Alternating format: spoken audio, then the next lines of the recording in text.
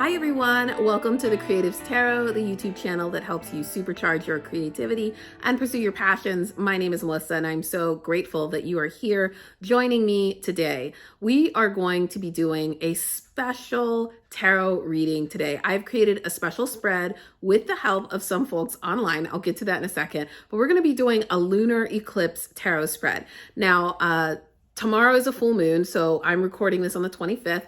The 26th is a full moon. It is also a lunar eclipse, one of the few throughout the calendar year. So there's double energy here. And I wanted to focus on a message that would allow us to capture that energy for the month in particular. And it doesn't matter if you're not watching this on the day of the full moon or the lunar eclipse, just know that this energy is present and you can tap into that. You can set the intention to tap into that energy. So let's talk a little bit about the spread itself. It was created by a woman named Liz Worth Tarot, and it was featured on Biddy Tarot's Instagram account. So I have the spread, the original spread here. If you're not following them, go follow them both. I have the original spread here, and we'll talk about the 4 questions that she has from the cards. And then I will share with you my modification as well. So here are the 4 questions that she asks. Okay, so the first question is, what kind of karmic or ancestral pattern is ready to be released? The second question is, how am I ready to evolve? The third question is, what must I listen to at this time? And our fourth question is, what can I consciously let go of? So those are the 4 cards of this spread that Liz Worth Tarot created. I added a 5th card and a clarifying card around manifestation because I always do manifestations during a full moon and I felt like that was missing. I want to capture that as well. So taking all the learnings from these 4 cards, then what can you manifest if you work through those, or what should you be manifesting to try and help you move through these energies and these questions, which are sometimes pretty deep. So we're going to get into all of that. I'm going to pull up the spread right now so that you can see my layout. And then we're going to allow you to pick your favorite pile. There's going to be 3 piles with 3 different spreads. So you can choose the deck that connects to you the most, or the number that connects to you the most, and watch that reading. Let's get into it. Okay, group number 1 is the Light Seers Tarot deck. So if you like this card, if the spread is drawing you, choose group number 1 with the Light Seers Tarot. Group number 2 is the True Black Tarot deck. If you're being called to number 2 or this deck, choose group number 2. Group number 3 is our Spacious Tarot deck. If you're being drawn to the spread or the number, choose group number 3. Okay, group 1, welcome to your reading. Very excited to go into the Lunar Eclipse spread. These readings have been intense, so I can't wait to talk you through what we have. I'm going to go ahead and flip over the cards so you can see them and you can see what came up and where. So for our karma card, what karmic cycles do you need to reflect upon or work on this lunar eclipse? And you got the World. We'll talk about that in a second. For transcend, so how can you evolve? You have the Emperor in reverse. For truth, we have the Knight of Swords. So what do you need to listen to, accept, or hear? That is the Knight of Swords. For release, what do you need to let go of? We have the 4 of Pentacles. And then lastly, we have a theme of manifesting. So with that full moon, what energy is supporting you? What are you manifesting, or what can you manifest in this full moon? And you have the Nine of Swords in reverse with a clarifying card of the Sun.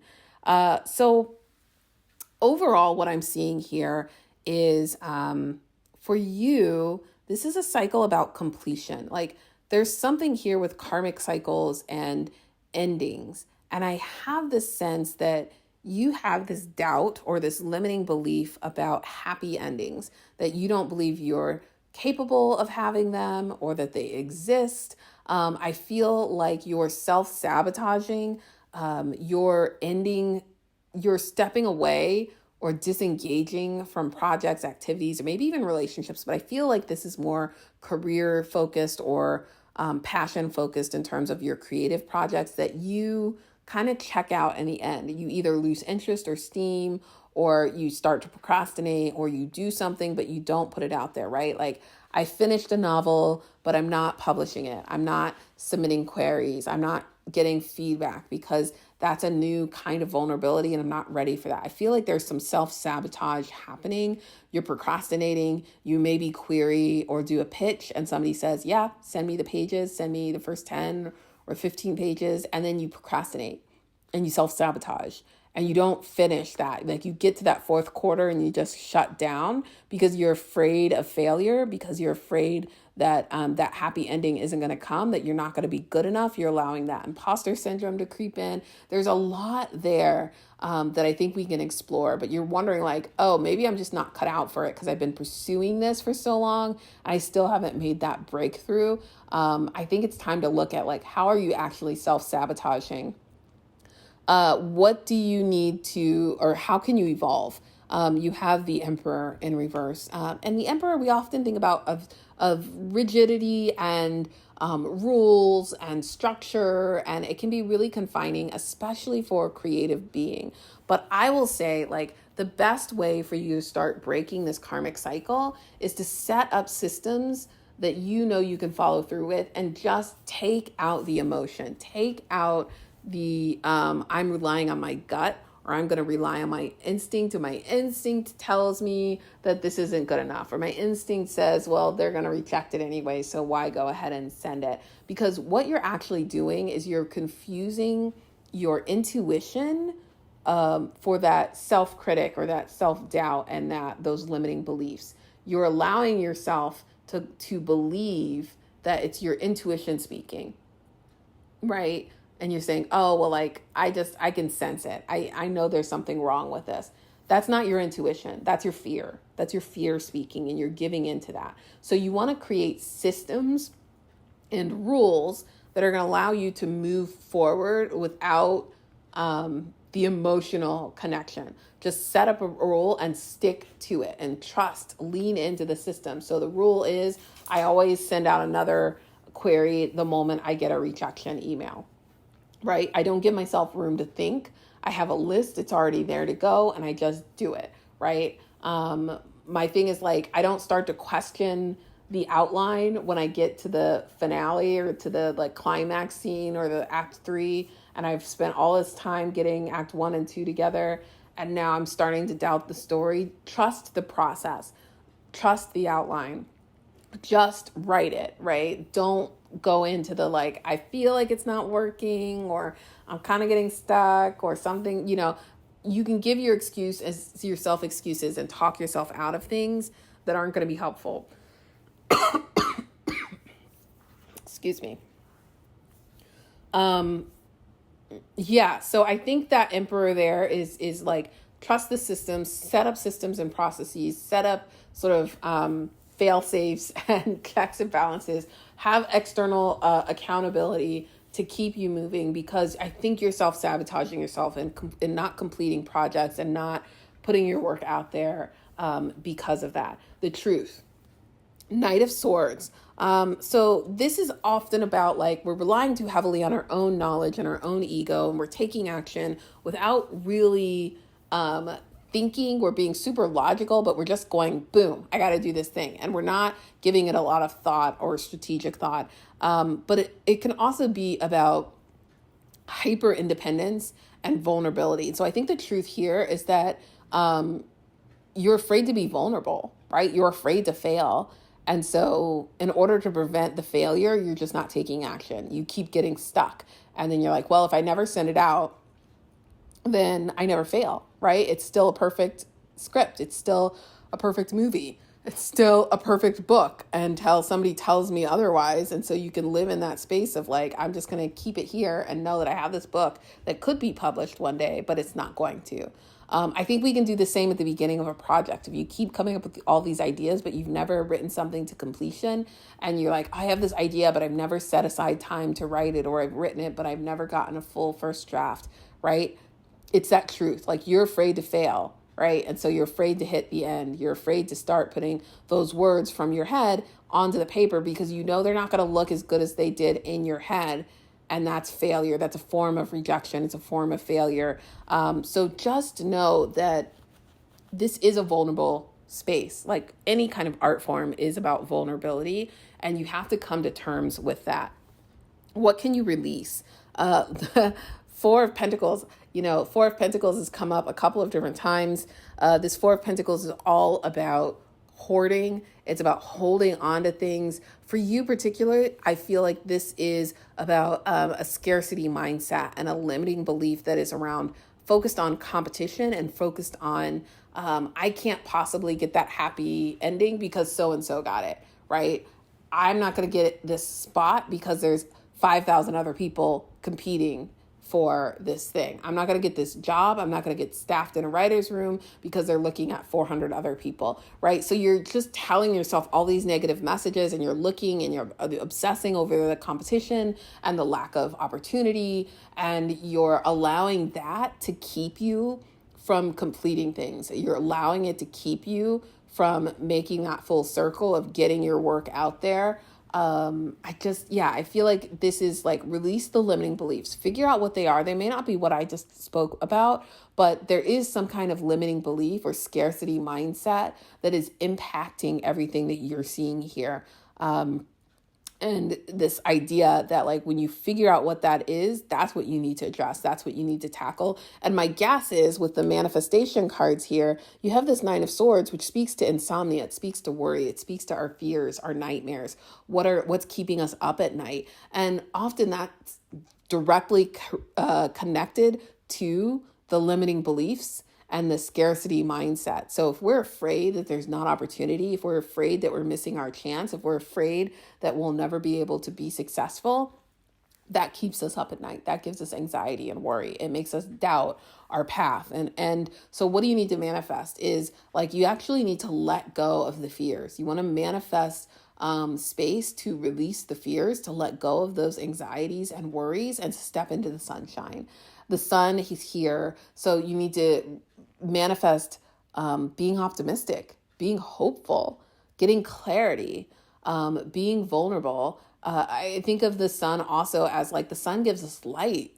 It gives us clarity, but it also gives life, right? It fuels everything. So allow yourself to be the sun. Allow yourself to be the center of attention. Allow yourself to nourish and grow and develop these projects to their full fruition. I just get this sense that that's what you can manifest. Like I really feel heavily that you're not taking everything to its completion, and that you may believe you are because you have a full draft, or you may believe you are because you've submitted something to a contest, or you may believe you are because you've tried to publish or you self-published. But I would say like, where are you selling yourself short?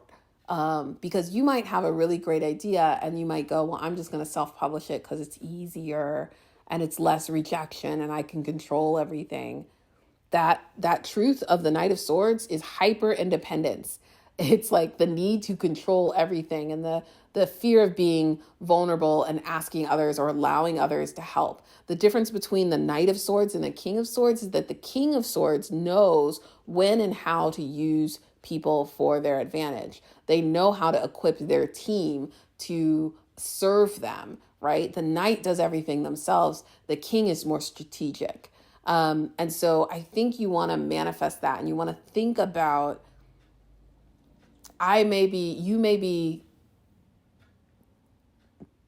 under the impression that you're completing something, but you're not actually giving it its full credit. You're not actually allowing it to manifest in the right ways. So if you're relying on a fellowship program, but you're not actually clearing managers or agents, you might be downplaying your talent and your skills.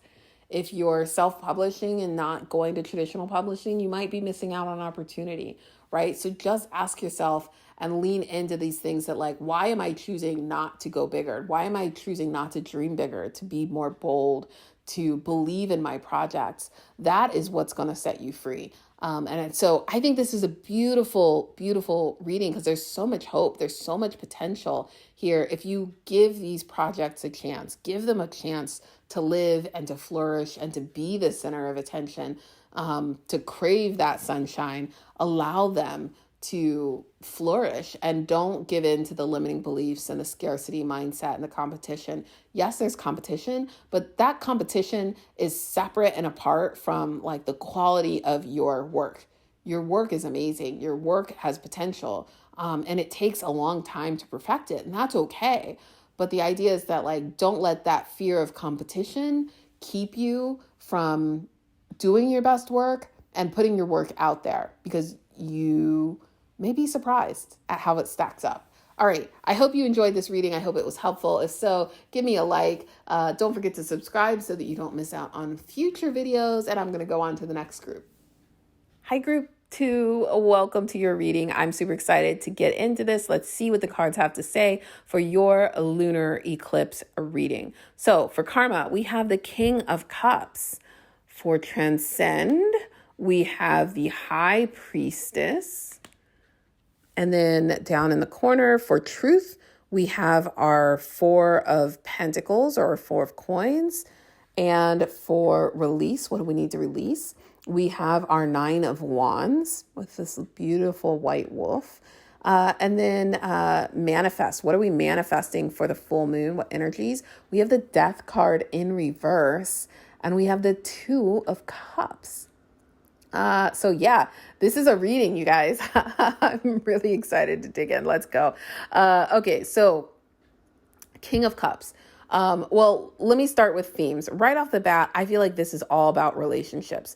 And I'm a little surprised. I wasn't expecting a relationship reading, but when I'm looking at these cards and how they react to each other, that is what I'm being drawn to. And I think the karmic cycle here with this King of Cups, this can be either two ways. I'm really feeling strongly that you are the King of Cups, that you are a King of Cups, that you are emotionally stable and your partner is not, and it's throwing you for a loop. I feel like the King of Cups in this deck in particular is kind of leaning back. They're in the water, but they're kind of like leaning back. And some people could say, well, this is because it takes no effort for them to carry all of the burden of all of these different emotions. But I actually always felt like with this card, it's like a struggling thing. It's like a balance. It's like you are being burdened with other people's inability to manage their own emotions, and you're underwater, right? A lot of cards in this, a lot of decks have this king like perched on top of the water, sort of like effortlessly floating. This one is in the water, which I always found strange, but I feel like there's some weight here to this. And it's like, yes, you're surviving. Yes, you're moving forward, but you're carrying the burden of other people's inability to emotionally cope, their emotional immaturity. And that is draining and it's toxic and it keeps happening over and over. And you're like, why can't I find somebody sane? Why can't I find somebody stable? Why can't I find somebody, ready and able to deal with their shit? And that's because this is a karmic cycle. So we're going to explore that a little bit. It could be that you're the one who is struggling a little bit. And if so, I think these cards still apply. But you can sort of twist this a little bit. But I really think this is a partner, a romantic partner, or a parent, a sibling, somebody that you're very close to, or a friend cycle that you keep falling into. And you're like, why do I have to be that one friend? And how do you let go of that? How do you transcend? How do you evolve? Well, this speaks to like the high priestess energy. So I'm like, this speaks to looking within, reflecting within, doing the hard work, doing the healing work. If this is you, if you are the King of Cups and you're surrounded by someone who is not stable, it's like you have to ask yourself and do the healing work of like, why am I codependent on this person? Or why do I feel the need to save everyone? Why do I feel that I am not worthy of being treated better, right? Why am I afraid maybe to speak up and share how I'm feeling with my partner? If you're the person who's feeling like you're not the King of Cups like your partner is, but you're kind of all over the place and you're feeling emotionally and mentally imbalanced and like really struggling to handle all of the different things all the time. I feel like, again, this is healing work. This is therapy, right? So you don't have to do this on your own. I highly, highly, highly recommend therapy, talking with people, whether it's group or individual or couples counseling. I highly, highly recommend building that toolkit, but you have to be able to do the work to look within and to understand and explore the childhood wounds, the traumas, the patterns, because the behavior that you have and the behavior that you allow other people to treat you with, that is learned, right? It's learned behavior. And it's something that has protected you in the past, but it no longer serves you. And that's really truth. Like when we get down to this truth and we have the Four of Pentacles is all about being stuck. It's about hoarding. It's about limiting beliefs. It's about being confined and not being able to break free. And you look at these gold coins, they're like wedged into the cement. They're not going anywhere. There's this sense of like, there's no movement, there's no flexibility. You're feeling trapped, you're feeling stuck. Everything is very rigid. Like this is the way it has to be. And the truth is that's not a reality, right? I think for you, the truth is you have to question those limiting beliefs. You have to question how you got there. Because the reality is like, yeah, I might be one of these butterflies trapped in a web, but like there are people who can come and just pull me out of the web, right? I can pull a butterfly out of a spider's web. That is not a big deal for me as a human being. But for that butterfly, it could be, it is life or death. They can't pull themselves out. Same thing with the gold coins and the cement. Like, yeah, I might not be able to pull them out, but someone can, or with the right tools, someone can. So the truth is getting a different perspective and knowing that nothing is impossible, rethinking the limiting beliefs that you have and questioning them, not assuming them as fact or as things that can never change, and release. You have the Nine of Wands here for release, and it's in reverse. And I feel like Nine of Wands often speaks to protective things, defense mechanisms. What are you doing? What have you learned to protect yourself?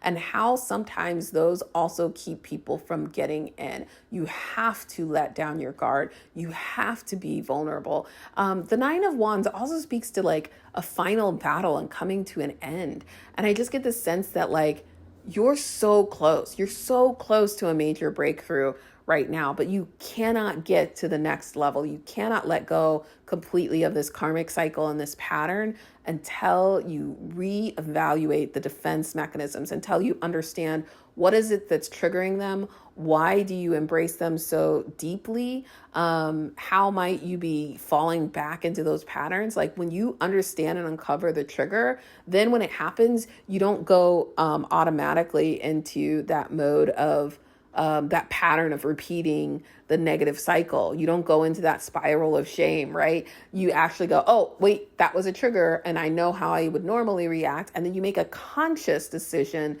to do something different. And the more you keep repeating that, the more that becomes a new habit and behavior. And then you break free from the previous way of thinking and the previous mindset. That defense mechanism is no longer needed and your brain will adapt. Your body will adapt. You will adjust. What are you manifesting? Okay, I know this may scare you because we have this death card. You're not manifesting your own death.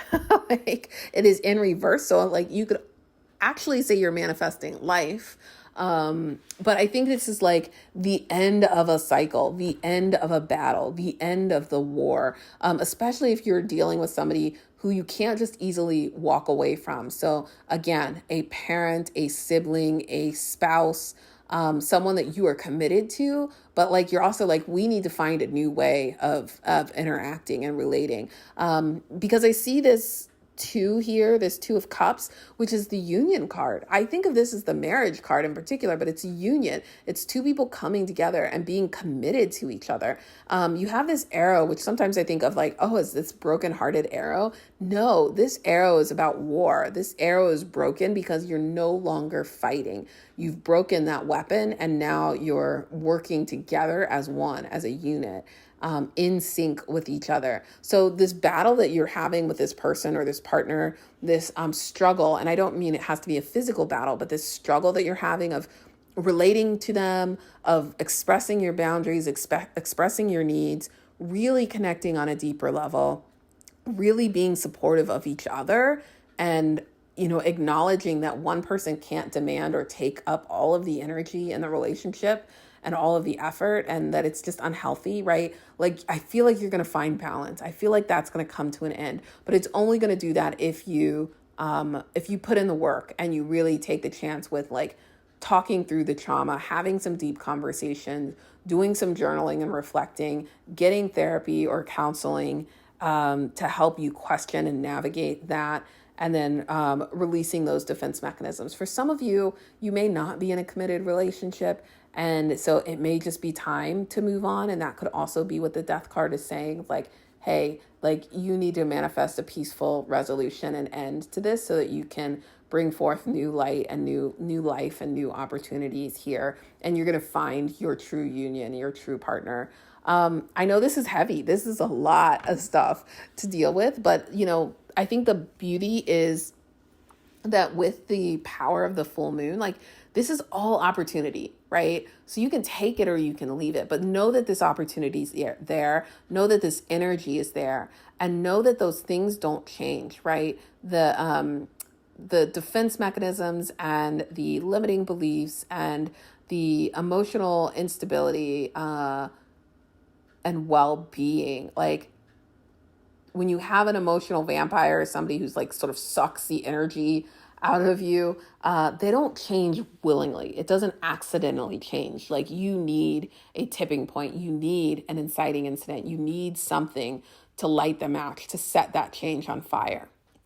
And so this is an opportunity for you to do that. With this new moon comes this opportunity for that kind of healing, or not new moon, but the full moon and the eclipse. Like, eclipses are such powerful energy. So I do want you to consider what steps you can take to start to move forward and embrace that energy of the lunar eclipse. All right, I am going to go move on to the next group. If you found this helpful, feel free to give me a like and make sure you subscribe so you don't miss out on future content. Hi, group 3. I'm going to walk you through your lunar eclipse spread. I'm really excited about that. So I flipped over the cards, and you can see them on screen right now. So for karma, you have the Lovers card, and we're going to get into this because I think some of you are automatically going, oh, this is going to be about relationships, but I don't actually think that's the case, and I'll explain why in a second. For transcend, so how do you evolve? You have the 3 of Cups. For our truth card, we have the 8 of Swords in reverse. So we'll talk a little bit about that. And then what do you need to release? We have the Elder Swords. So the Elder Sword is the King of Swords. So we'll talk a little bit about that. That's in reverse. And then we have manifest. What are you manifesting, or what should you manifest with this new full moon coming up? Full moon coming up. So you have the Hierophant and you have the Child of Wands. So right off the bat, I am not seeing this as a romantic relationship kind of reading, even though you have the Lovers as karmic cycles. The Lovers to me often represents soulmate, soul purpose, passions, but it's also often things that we can't have or things that aren't working out. And because we're talking about karmic cycles, those are things that are on a loop, that they continue to happen over and over and over again. And we feel fated to it. We feel destined to it. And we're like, why can't I break this habit? Why can't I break this routine? Why am I always choosing the wrong man? Why am I always like, it gets into that sense of like, there's something there that you can't let go of. And when I think about a karmic cycle, those are things that don't serve us, but they repeat until we learn our lesson, right? They're going to keep presenting themselves until we learn our lesson. So for some of you, it could be a relationship, but based on the rest of these cards, I feel like this is really about your passion. It's really about your purpose. The Lover's card can also represent like a love triangle or a forbidden love stuck between two different options, the safe option and sort of the passionate option, and which one is right for you. So yeah, historically, the Lover's card can represent a forbidden love and an inability to be with that soulmate. Sometimes people are soulmates, they're joined together, but they keep being torn apart by fate or destiny, and they don't understand why. So there's a lot of baggage with the Lover's card. For you, I think this is all about relationship, or it's all about your purpose, right? And I see this conflict between your career, the way that you earn your living and the way that you spend time, and your true passion and purpose. Like they're not aligned, and you have to choose between one or the other, or you feel like you have to choose between one or the other. And that's actually the karmic cycle that you need to break. When I look at the transcend and I see like, what do you need to release? You have this 3 of Cups, which speaks to sisterhood. It speaks to community. It speaks to the people that support you. And I feel like this isn't family. These are people that you select, groups that you opt into. So if you're creative, especially if you're a writer, I feel like this is your writer's group. These are the people who read your work. These are the people who support you. These are your managers, your agents, your editors. These are people who are in your corner, who are rooting for you. And I feel like you've been doing this all on your own, and you need to either find new people, right? That the people in your life that are supporting you are not fully supporting you. So you need to find new people, or you need to gather those new people and trust them. Because you're trying to do this on your own. And that's part of that karmic cycle. That's part of the reason why you can't advance or move forward, because you're stuck, because you're staying with somebody out of loyalty, but not someone who's in a position to help you really grow and to challenge you. You're staying somewhere because of comfort. And so I feel like there's a potential for deeper relationships with this 3 of Cups and deeper sense of community with your support system and your team. The truth, what do you need to let go of? Yes, so you have the 8 of Swords, and this is all about perception. This is all about how you perceive yourself. I feel like you feel like you're trapped. I feel like you feel like you're stuck. Like there's no way out. You want something else, but you don't know how to get it, and you don't actually think it's possible to achieve. And what this card always tells me is like, you'll see the white sword and it's kind of bound. And then you'll see the separate sword outside, and you're actually the sword outside. Like you're able to be in that position, but you don't believe it. You think you're tied to this tree with these other swords, and you're not. So it's about perspective and perception and how you view yourself, but it's also about learning. This karmic cycle is about learning that you're not bound in the ways that you think you are. What do you need to release? So you've got the Elder Swords, which is the King of Swords. King of Swords is all about big picture strategy and being super logical and not trusting intuition, not trusting fate. And I feel like your approach to this situation continues to be like, let's look at the spreadsheets, let's look at the finances, let's figure out how to do this in a tangible way. Like you're expecting to be able to follow a list of rules or to wait for a set of conditions to happen before you pursue your passion. You're thinking, well, I'll just wait until I'm retired, or I have to pay my mortgage, or I can't possibly do this and work full time, or I have to work full time. I have to have this job. I can't, live in a world where I don't have a steady paycheck or income, right? Like I think you're getting mired down in the details, and you have to kind of look at this passion project without that sort of analytical perspective. Like don't apply the logical analytical stuff to the creative career path right now. You need to let go of that and kind of live in the moment. I feel like that's something you can release. This also could be a person, right? Especially if your support system is somebody who has that King of Swords energy. They're going to be really cautious. If you say, hey, I want to pursue X, I want to do this. I think I'm going to go part-time. So, or I think I'm going to take a leave of absence or a sabbatical so that I can do this thing that I'm really passionate about. They're going to lose their shit. Like, they're just going to lose their cool, because that's so foreign to them. And I feel like that you need to release this idea that you have to please everybody else, right? So if you're not that logical person, but that King of Swords is your spouse or your partner or your parent or your sibling or your best friend, or a coach, somebody, a coworker or a boss, right? Someone in your life that you value and you respect as a person, but also is much more conservative than you, not in politics, but in life, right? Is maybe more frugal, is maybe more, not frugal, but what's the word I'm looking for? Like they're just more, they're more resigned, right? They're more cautious. They can dampen your dream.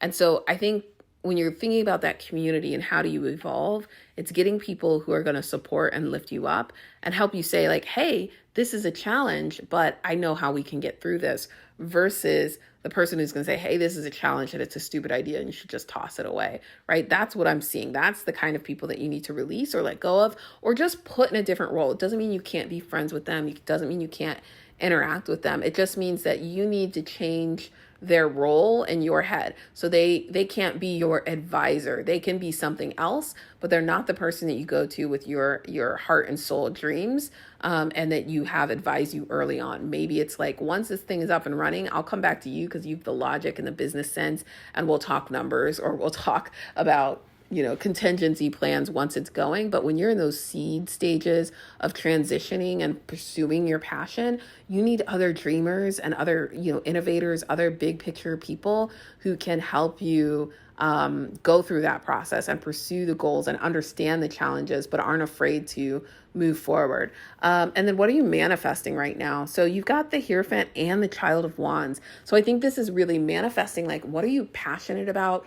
What do you believe in? The Hierophant talks about belief systems and values. So think about your core values as a person. Think about your personal mission statement. Think about how you evolve to the next level. I think of the Hierophant as like, how do we ascend? How do we get to heaven? What is our heaven? What is our Eden? What is our paradise? How do we get there? How do we evolve? How do we interact and behave and live and serve? And so that calling of a purpose, that you are put here for a divine reason, and that if you're not using your voice, if you're not pursuing that passion and that purpose, you're not maybe serving your God. You're not maybe serving the role that you were placed here to be in. And I know that's super spiritual and religious, but I truly do believe that there's an opportunity to manifest that here, this lunar cycle. So lean into that. Know that that passion that you have is in you for a reason. Not everybody can do what you can do. Not everybody is excited about it. Not everybody is talented. Not everybody has the patience to do what you do. There is value in it. And I think that specifically with artists and creatives, we're told that everybody can do it, that it's a waste of time, that it's not worthy of money or income, only if you are successful. I think a lot of those are lies that are very toxic to like fall into or become victim of. The Child of Wands, that's the Page of Wands, and that teaches us to be curious, right? To be adventurers, to start something new, and to start finding the things that spark you. So if you're listening to this and you're like, I don't know what my passion is, or maybe I thought my passion and purpose was this, but now that I'm in it, I don't really like it, I don't enjoy it, and I feel a little adrift, right? This is telling you to manifest opportunities this month to discover new passions, discover new things. Just test it out. You don't have to commit to it for life, but try something new, learn a new hobby, learn a new skill, apply something that you love in a different way. So again, if you're a writer, if you've only written novels, try writing TV, try writing a feature film, try writing a graphic novel. If you're writing TV, try doing a podcast. Try writing short stories or flash fiction, write poetry, right? It's still writing, but there's so many different ways in mediums in which you can do writing, or do something different. Try drawing or painting, right? Like change up what you're doing and allow that spark to manifest in your life, because it's going to give you inspiration in terms of your direction and purpose, but it's also going to be another creative outlet that is going to inform the work that you're doing in your main primary sort of art form and passion. I hope this was helpful. If so, give me a like. Let me know down in the comments how this resonated with you, and I can't wait to see what you are going to be manifesting in the next lunar cycle. Bye for now.